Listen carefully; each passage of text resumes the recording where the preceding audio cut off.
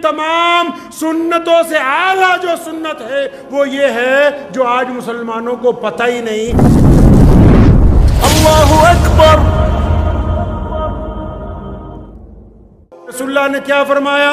रसूलुल्लाह की सबसे प्यारी सुन्नत कौन सी है?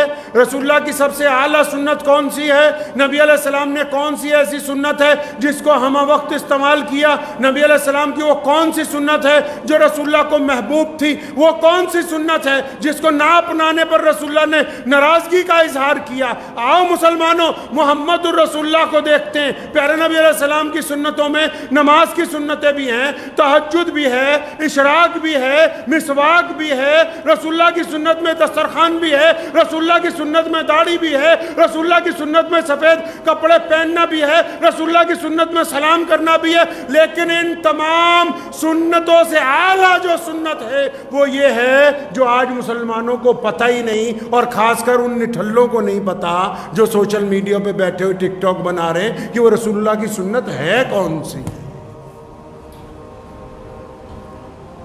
सहाबा आए रसूलुल्लाह के पास, या रसूलुल्लाह वो फलां बंदा है ना, हमें उस पर शक है। या रसूलुल्लाह हमें उस पर शक है कि बंदा ठीक नहीं। नबी अलैहिस्सलाम को एक दफ़ा कहा, दो दफ़ा कहा, तीन दफ़ा कहा, तो नबी अलैहिस्सलाम ने नाराज़गी का इज़हार फरमाया उसका दिल चीर के देखा है, उसकी छाती फाड़ के देखा है।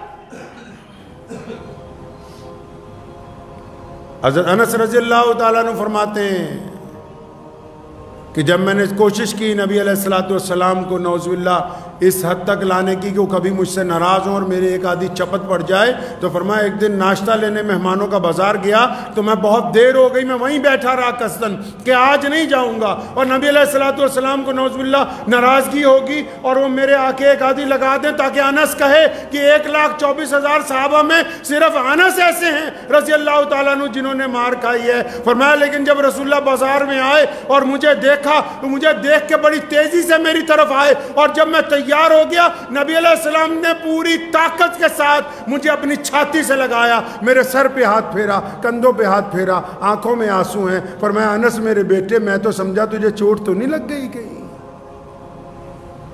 आई नहीं बात समझ? रसूलुल्लाह की सुन्नत है। अनस फरमाते हैं ये करीम नबी है जो बुराई में से अच्छाई को बाहर निकाल लेते हैं।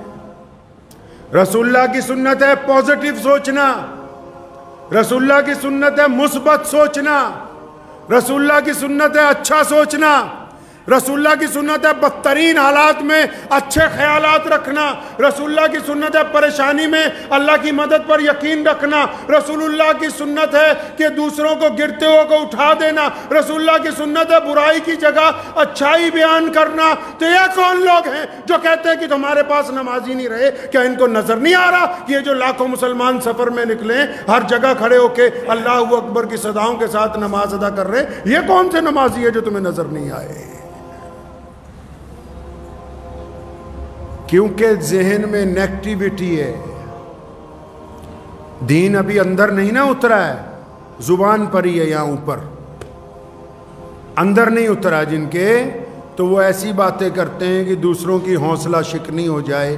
और अल्लाह ने जिनके दिलों में अपना कलाम उतार दिया वो बदतरीन हालात में भी हिम्मत की, इस्तकामत की, हौसला अफजाई के लिए अल्लाह और उसके रसूल सल्लल्लाहु अलैहि वसल्लम पर यकीन के साथ बात रखते हैं, अपनी ज़िंदगी गुजारते हैं, क्योंकि उनको पता है कि नफ़े और नुकसान का मालिक अल्लाह है। दूसरे की बुराई करने से पहले उसकी रूए, उसकी ज़मीन के ग्रास रूट जिसको बोलते हैं, उसकी ज़मीनी सतह पर देखो, पहले देखो, परखो, फिर अगर ज़रूरत महसूस हो तो बोलो। अपनी मर्ज़ी से जो दिल में आया उसको अपनी ज़ुबान से ना निकालो। अगर आपकी वजह से किसी की हिम्मत टूटेगी, किसी की बेइज्जती होगी, तो कल क़यामत के दिन अल्लाह तबारक व तआला के हुज़ूर जवाब देना होगा।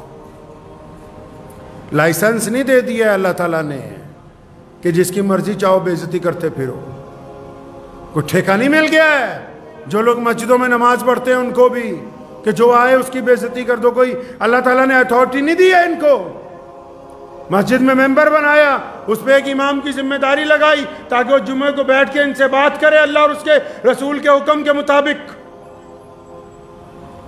इनके हाथ में नहीं कलमदान पकड़ा दिया कि जब जिस चौक पे, चौराहे पे, गली में, मोहल्ले पे 20 लोगों के दरमियान जिसकी चाहे, नहीं, अगर आप इस्लाही करना चाहते हैं तो जाइए, उसके साथ दोस्ती कीजिए, सलाम दुआ कीजिए, कहीं जाइए, कहीं बैठिए, तन्हाई में 2 बातें अल्लाह और उसके रसूल के कीजिए। वो तरीका मोहम्मद रसूलुल्लाह सल्लल्लाहु अलैहि वसल्लम ने अता फरमाया है। तो दूसरों की हिम्मत अफजाई करें।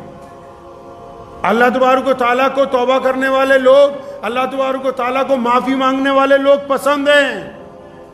हदीस में आता है, नबी सल्लल्लाहु अलैहि वसल्लम ने फरमाया, हदीस में मफहूम है हदीस का, मैं आपको मुख्तसर में समझाता हूँ कि आप सल्लल्लाहु अलैहि वसल्लम फरमाया कि जैसे एक मुसाफिर सहरा में चला गया, रेगिस्तान में, अब उसके पास एक ऊँटनी है, उस ऊँटनी पर उसका खाना पीना है, सामान है, पानी है, सब कुछ है, लेकिन रास्ते में वो रुकता है एक दरख्त के पास और आराम करने के लिए लेटता है। ऊँटनी को जिस टहनी से बांधता है वो टूट जाती है और ऊँटनी कहीं चली जाती है। जब उसकी आँख खुलती है परेशान हो जाता है, क्यों? रेगिस्तान में कोई सहारा नहीं है, कोई सहारा नहीं, इधर उधर भागता है, चीखता है, चिल्लाता है, कोई मदद के लिए नहीं आ सकता।